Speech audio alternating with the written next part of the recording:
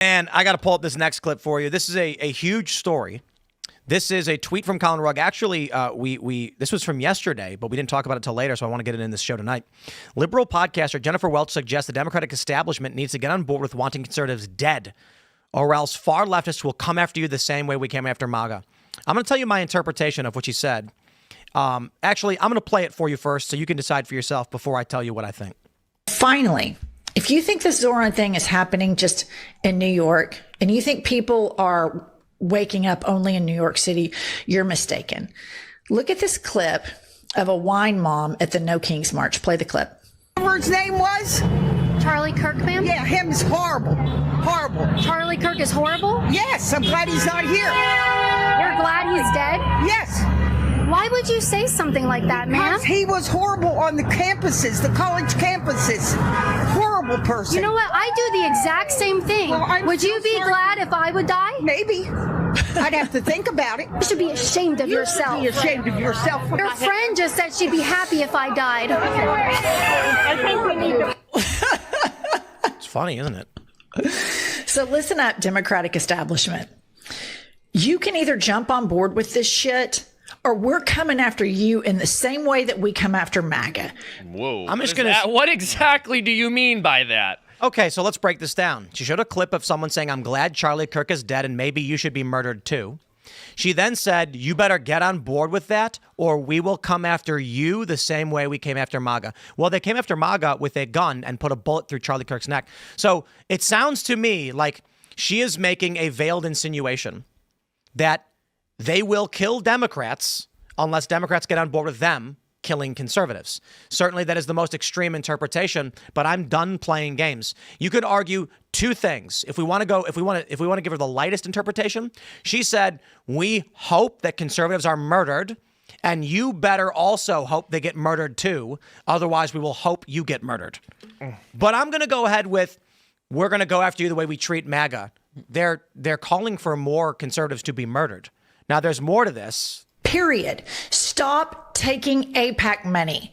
Go on an I'm sorry I took AIPAC money atonement tour if you want to stay in power.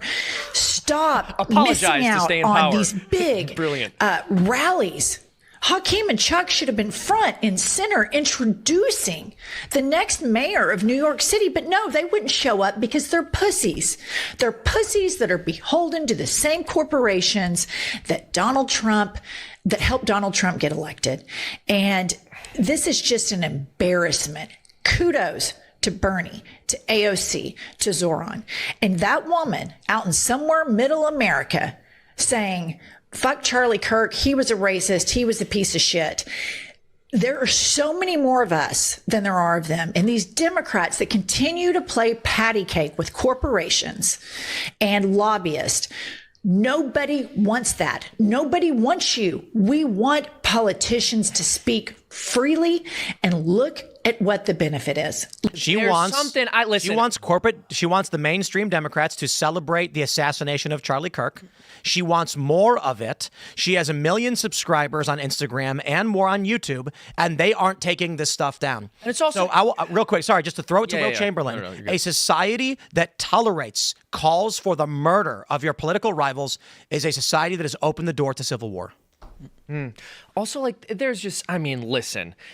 Everyone gets a little angry sometimes, but carry yourself with some dignity. A woman of that age should not be throwing that kind of language out. It's very unbecoming. I'm serious. There's totally undignified. I think she should be criminally charged. Well, it's disgusting what she said. Agreed. And again, I'm a registered Democrat. And even if you believe what she believes about Charlie Kirk and his positions, damn it, this is America. And you're calling for political violence against the opposing party and also people in your own damn party that don't agree with you. I don't agree with her. This is disgusting that we're talking about this in America. This should not be tolerated. I don't care from the left, the right, the middle. Damn it.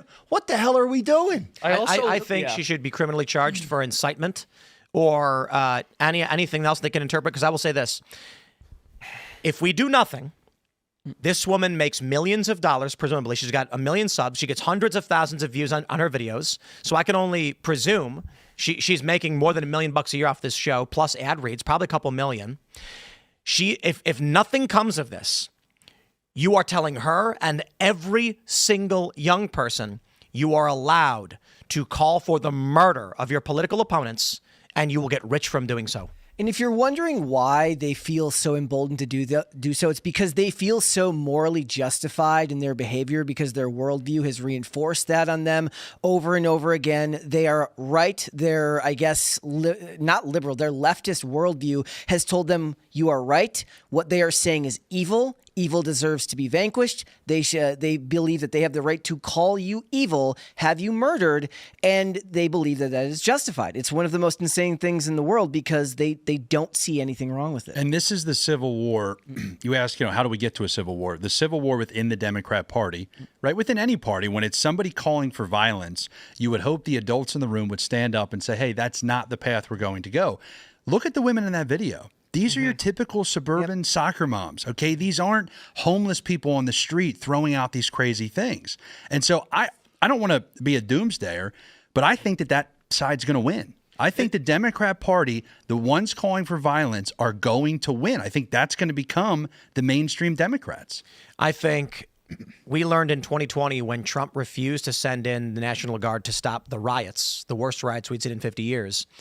The presumption was they're going to reap what they have sown and learn a lesson and then come voting for Trump. Instead, the lesson I believe they learned was Trump is president and he won't save us. So they vote against him. Now, Trump is trying to bring in the National Guard, send in law enforcement to deal with these crimes and these riots, and he's being obstructed. I believe that if you do not exercise the power you have to put a stop to this, you will lose. So what I'm saying is, if the Trump DOJ does not take action against people who are saying things like this. Now, by all means, we had on Dave Ehrenberg the other day. He's a lawyer, and he's a Democrat, and he said, free speech, you got a lot of leeway in what you're allowed to say. My response is, you've got two choices. You can let her and the others like her call for the murder of conservatives, celebrate their deaths and assassinations while threatening Democrats to get on board as well.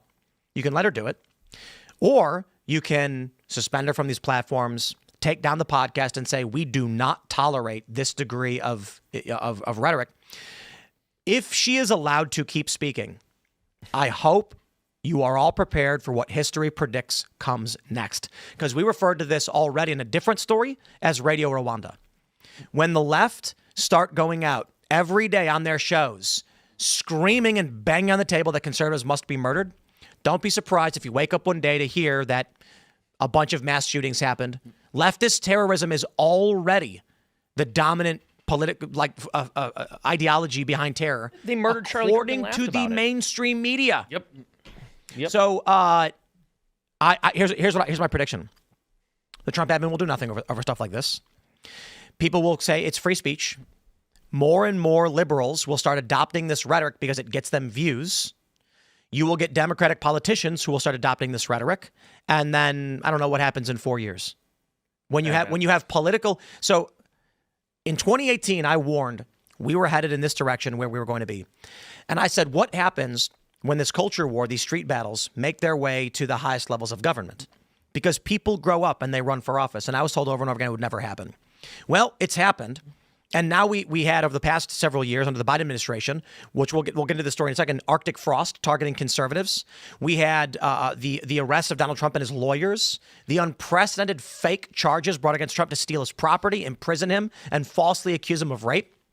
It is at the highest levels of governance now. Yep. So when I tell you, middle-aged women calling for the murder of conservatives will bring you in 4 to 8 years 35-year-olds going out with guns and shooting conservatives. You can tell me I'm crazy. You can tell me I'm wrong. And I will just say two names.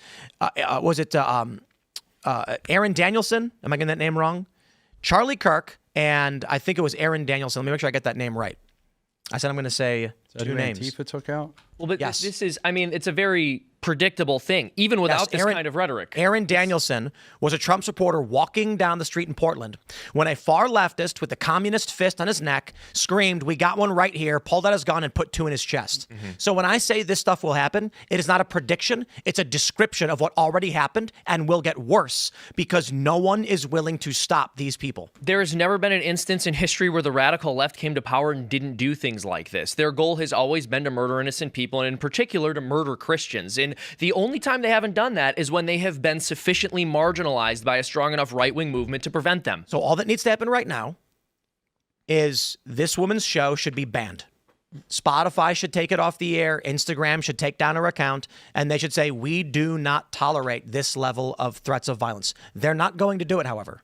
It's not going to happen. No. Well, and the rationale should be, this isn't that she's wishy-washy. She is literally saying that we should murder these people. And the dog whistling, you know, I'm a door-knocking guy, right? I'm not an influencer here like Mr. Tim Pool. But it's so funny how the dog whistling can play out. 2018, I believe, the Antifa handbook came out, Mark Bray's book, and he names me because I wrote an op-ed in Time magazine about free speech. And at the time, I'm like, well, nothing will come of this. You know, who cares? You know, it's Antifa just doing what they do.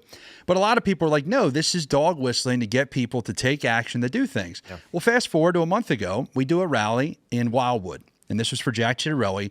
Benny Johnson was supposed to be there, Jack Posobiec, Scott Pressler, myself, a bunch of other great patriots. We all had to get security because there were credible threats coming from, because we're listed in that book, and some radical lunatic sees this. So now me as an activist, a grassroots guy, I've got to have a bodyguard with me. That to me was like the moment of realizing, hey, this stuff is real, and we can choose to ignore it and just think, hey, it's never going to happen to me. But after Charlie, it's like, listen, I'm not Charlie. None of us are Charlie Kirk.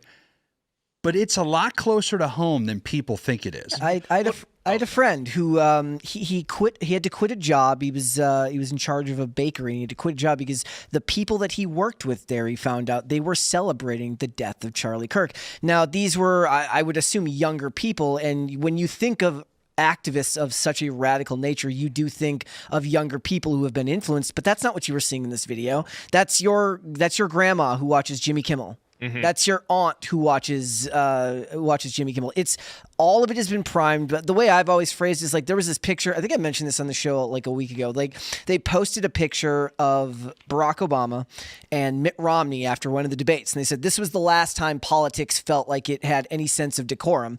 And somebody pointed out, look, far leftists were calling him a Nazi, calling Mitt Romney a Nazi in 2012. Moderate liberals are calling him a Nazi. But that's what I'm saying. So what's happened is that before that, in the Bush era, you see the pictures of the ones calling Bush a Nazi, and they were the far left. But now it's not that anymore. It's the mainstream Democrat politicians, and they take in the average everyday citizen is taking cues from everyday politicians. They're not getting it from the people talking about the Antifa handbook or rules for radicals. They're getting it from the mainstream press. Yeah, and I got to be honest, that reaction to Charlie, the reaction that we all saw online, Tim, you're probably going to say, no, you know, like we should have expected it. I did not expect it. I mean, I did not expect to see the cheering, to see the teachers, the normal folks, the people that are, you know, literally making good salaries, think it was okay to publicly state how happy they were that somebody got shot. This is not me trying to say I told you so. I 100% expected it. I hate to say it. I 100% expected it. That Caitlin Bennett video where she's asking she's shocked. This lady's like, I hope you, maybe you should be murdered as well. And this Jennifer Welch saying, get on board with what they're espousing. I don't think conservatives realize what time it is. And I want to give a shout out to Michael Knowles. I'm a huge fan of Michael Knowles, by the way. He's got some of the best videos. He leaves me speechless. He does. And Michael Knowles and Matt Walsh are the best guys over at the Daily Wire. But Michael, I'm going to give a little critique to. Not that he did anything wrong, but he testified before Congress about political violence. And he was very polite, noble, and honorable. And it's what you'd expect of a good Catholic man. But in these times, what ended up happening was, I think Senator Welch says, how many of you are okay with the pardons of the J6ers? And they all raise their hand.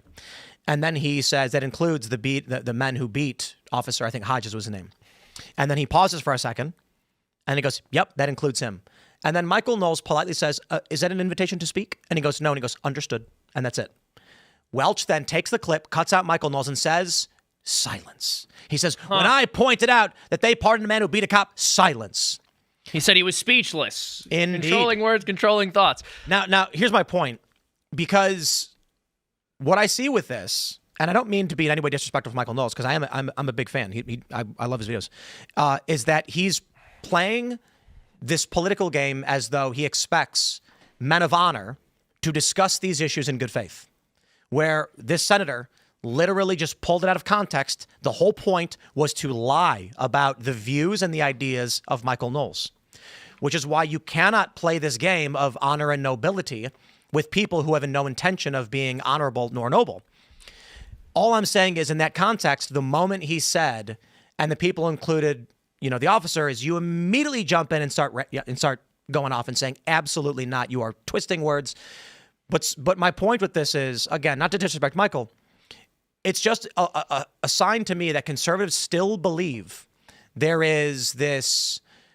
They think we're actually going through a standard legal proceeding with Democrats and liberals. Meanwhile, they're going on their shows to millions of people and saying murder conservatives. And conservatives are coming out and being like, we need to lower the temperature in this country and bring people back together. And I'm like, they're saying kill you over there. And then their side will say the same thing to you when they're the ones who are, talking about violence.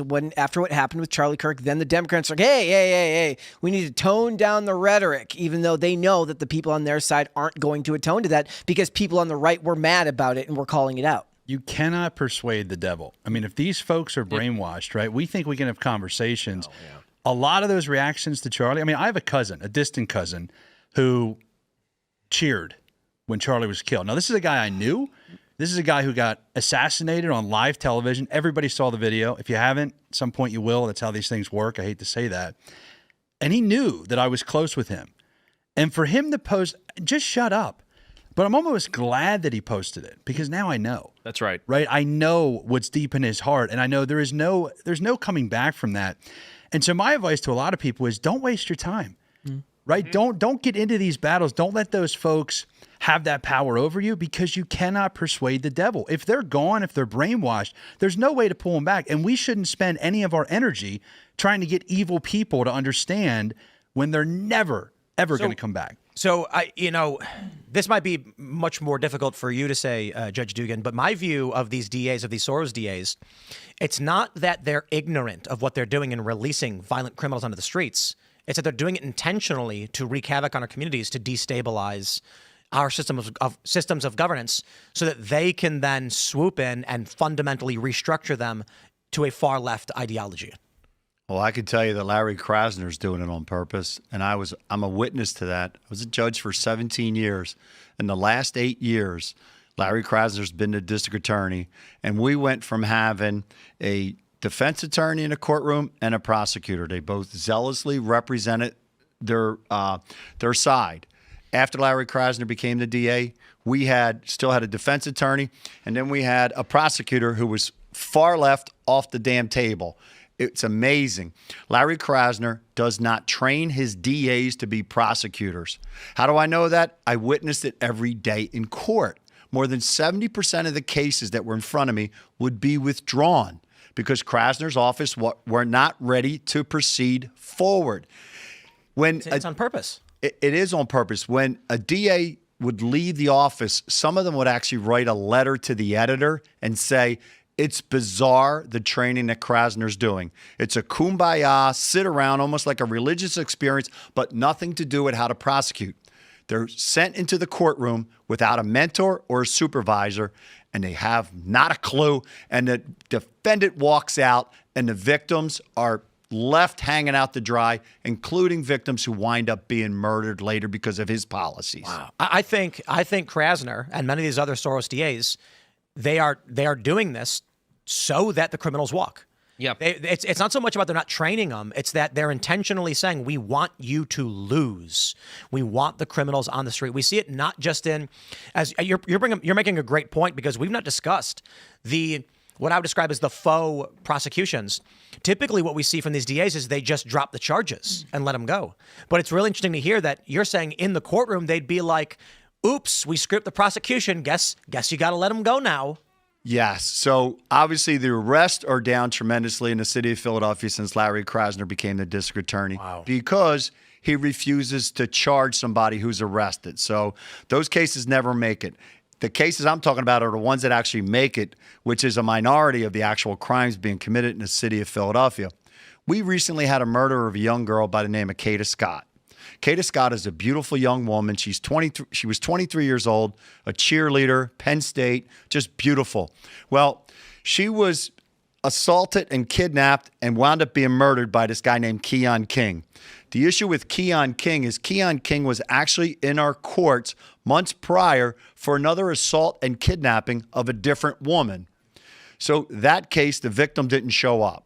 Despite the Commonwealth, the district attorney's office, having video evidence of Keon King trying to break into this woman's house, the prosecution withdrew the charges. Instead of putting the video evidence up like any new prosecutor knows how to do, they did not put it up on purpose. What would be different under a Pat Dugan district attorney? DAs who know how to put up video evidence, which is prosecution 101, they're going to have to prosecute. So what makes this case even worse is, so Keon King, he's in front of a judge. The prosecution, this Keon King has another case. We're talking about a third case. There's a new arrest warrant while he's standing in front of the court. The district attorney's office, Larry Krasner's office, does not tell the sheriff, doesn't tell the judge, doesn't tell the police. So Keon King could have been taken into custody. Instead, he walks out of the court, and then what does he do? He goes and he grabs this Kata Scott, kidnaps her. City can't find her, and we find her body. Wow. So now he's charged with murder. That's a whole different thing. But Larry Krasner is a co-conspirator in the death of Kata Scott because of his policies. And I get so frustrated by this because everybody says, oh, Kata Scott's case fell through the cracks. No, it didn't. A previous family member who had their mother murdered in similar circumstances said the same thing about this Gladys Coriani, and that case fell through the cracks. That young man testified at the impeachment of Larry Krasner and said it wasn't falling through the cracks. It was a trap door that was constructed by Larry Krasner on purpose. And that's what I've seen. That's why I quit being a judge. I resigned to run against this guy because it's so frustrating what he's doing to our victims. I lived in New York for a while, and like in the city proper. I don't really care for it. You know, I don't care. I don't have great things to say about New York. It smells like sour milk.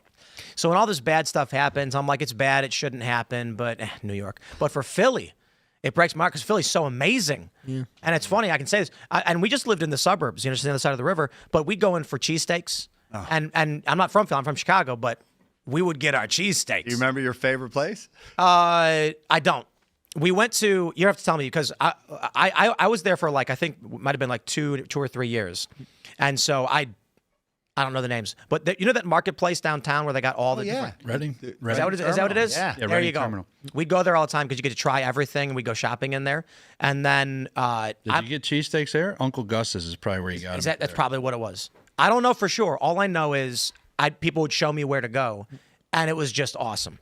And I mean it because I lived in New York, and I can't tell you very much about the waffles and dingus in New York, whatever. It's okay, but Philly, man, we loved it. We had so much fun there. We did a big show at I don't know if it was Sugar House at the time. Is it Rivers now, or was it the casino? Rivers is on the Delaware. It used to be Sugar House. It used to be Sugar House. And so what happened was we were doing a live show called Ending Violence, Racism, and Authoritarianism. That was the show we were doing. It was a very libertarian thing. And this was in Pittman, New Jersey, at a theater. Far leftists, 2 weeks from the show, threatened to burn the theater down. And so the venue canceled on us. So we reached out to a venue in Philly, and apparently the staff there were the venue was like, great. But then the staff were leftists, and threatened to like walk out. Wow. So we went to Sugar House instead and did the show there, and they accommodated us, and it went well. We did have to limit. It cut the seats down by from 1,000 to 500, which sucked. But my point is just, I got great memories from our time when we were in South Jersey. I know we weren't Philly guys, but that's where we would go. We were 15 minutes from the city, so we'd go in all the time. Seeing all the stuff that's been going on with the crime with Krasner is just, it's so brutal. Because for whatever it is, I know there's going to be New York people who are like, don't rag on New York. Well, you know, New York's what it is. But to see, and you know what? I'll be fair. I'll be fair to New York and to Philly. To see our great American cities be turned into this by this psychotic ideology, whatever it is they're trying to do, it breaks my heart. We got to turn it around whatever we can.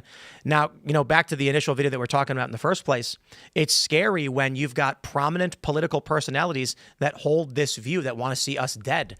So I'm scared as to what this means as we approach this from a legal standpoint of, we got to prosecute the criminals, we got to be fair, we got to be just, we got to follow the law, and they're saying we don't. Well, and this is so important because the reason people view the world in this way is because of the stories they have consumed. How often have you seen it in the media? A show where you're supposed to feel bad for the criminal. Like, criminals are almost always portrayed in some kind of sympathetic light. Police are usually portrayed in a negative light. You always hear about the protagonist who's a criminal because they're down on their luck. And this is part of why we're trying to make media and stories, because you have to create stories that push back against that. We're like, the criminal actually is bad. They're not just doing it because they're hungry or trying to feed their family, but because human beings are defective on some level. We do have malice in our heart. We do want to hurt others. It is funny that you mentioned, we were talking earlier about when things really turned when it comes to like ICE and immigration. There are TV shows from 15 years ago that take a very normal stance on immigration or ICE or Immigration Customs Enforcement, all that stuff. It really was almost like bottlenecked into just the last couple of years, where suddenly something that was very normal for Americans to believe, which is that you have to come here legally, that's the path forward, is now suddenly considered a far-right idea. Wait, what was the thing where you wrap the pizza in the cheesesteak? You know what I'm talking about? Come on. A Stromboli? No. There's a thing in Philly. That's what we did. They make a cheesesteak and they get a big slice of pizza and they roll it up. Yes. Philly taco. Yes. Spent like My wife and my doctor won't let me eat that. spent like two summers in Philadelphia, and I was just more amazed that I could order a slice of pizza to be delivered back in like 2000. Listen, the food scene in Philly, everything I don't think people give it enough credit. It's very, very underrated. My new place that just opened up, Skinny Joey's, Joey Merlino. They just opened up. They actually just bought I was from Delco, the suburbs, and they bought the cheesesteak place that I worked at as a kid. He just bought it. So they're opening up, they're starting to expand out. He's got a great social media game, but the food's good. The Pats and Geno's thing, I'll say this so you don't have to. You gotta appease more people. That's a tourist that's a tourist trap, right? Pats and Geno's, like, okay, if you're not a local, you go, you do the experience. Right. But Angelo's, Skinny Joey's, there's tons of great local spots that are out there. There's taco, baby. That's what I'm Even got the grilled onions in there. Look at that. Oh, man. Those are great for social media because you get the videos of people making those. Oh, yeah. Let's not forget made it. John's roast pork, Jim's steaks. There's dozens of Jim's is great great, cheese. yep. Why do we always talk about food on the show? Bro. I was just going to say. The worst. I think No, I'm hungry, bro. You can't do we this. gotta figure out how to get some of these up here. I'll work on it. Next time I'm here, I'll bring one. It's like 3 hours to Philly from here, right? Yeah. Something like that. Yeah, about right. 3.5. They'll be cold by the time they get there, but get back here. But I think we got to have someone drive up, leave super early, order like 20 of them, and bring them back, and we have them for lunch.